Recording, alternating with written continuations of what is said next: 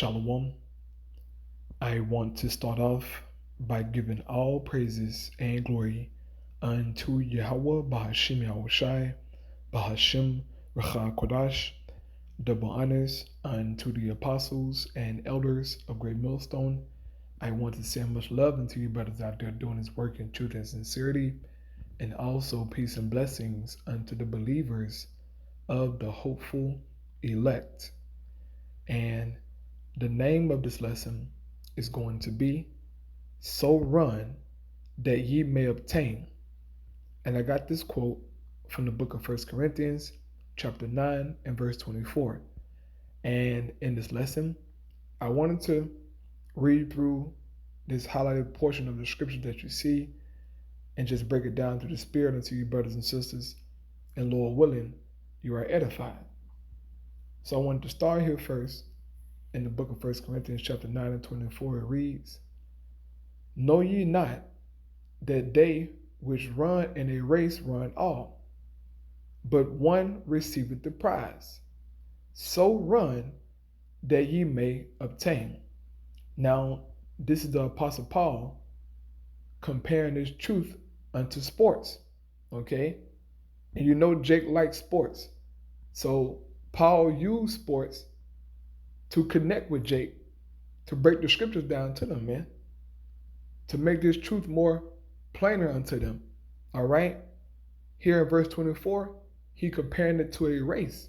Now, this race isn't a sprint, brothers and sisters. This is a marathon, okay? This is like a cross-country race. It's a long distance one, man, unto the kingdom of heaven. So all of us are running in this race, right?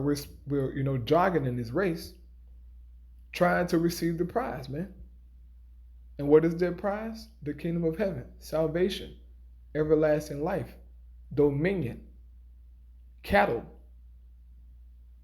land, resources, man, diamonds and jewels and just all manner of things, man. This is the prize that we're running, trying to obtain. Paul says, so run that ye may obtain. You got to keep going in this truth, man, so that you can obtain that prize of the kingdom of heaven, man. And Paul said in Romans that nothing can compare to what's coming unto us in the kingdom, man. Nothing can compare to it. No matter how much hell you catch, it will not be in comparison to the blessing that's coming unto us, man, in the faith. So you got to keep running in this race, man, so that you can obtain it. If you stop running, you're not going to obtain it, man. Yahweh said that. Any man put his hand to the plow and look back is not fit for the kingdom of heaven. That's Luke 9 and 62. This is serious, man. You got to keep running. It says, verse 25, and every man that striveth for the mastery is temperate in all things. Now they do it to obtain a corruptible crown, but we an incorruptible, right? The mastery that we're striving and fighting for and contending for is the kingdom of heaven. Guys like LeBron James, he's striving to obtain a corruptible crown, man, and winning a championship. Trying to be remembered as the GOAT in basketball. That's a corruptible crown, man.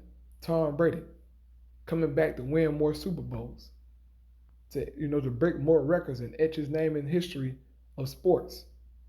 That's a corruptible crown.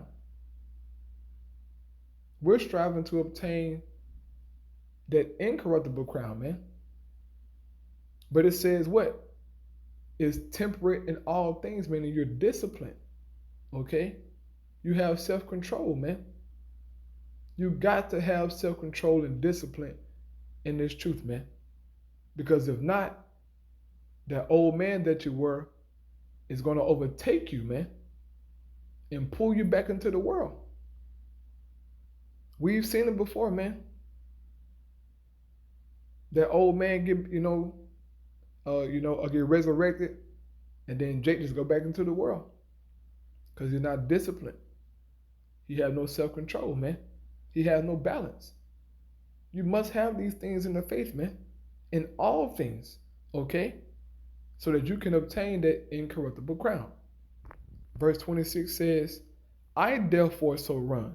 Right? This is the Apostle Paul speaking. So Paul said, look, I'm running, trying to obtain this incorruptible crown.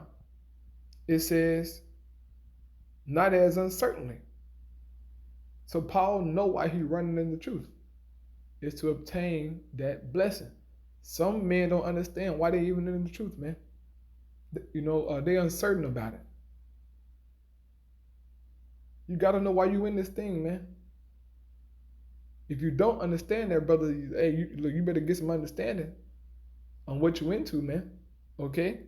It says, so fight I, not as one that beateth the air.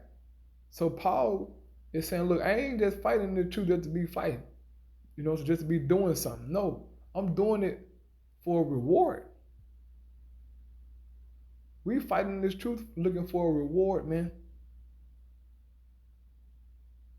And ultimately, this is our duty to do this, man. Okay, it's an honor to do this. But we're fighting for a reason, okay? It's to obtain salvation.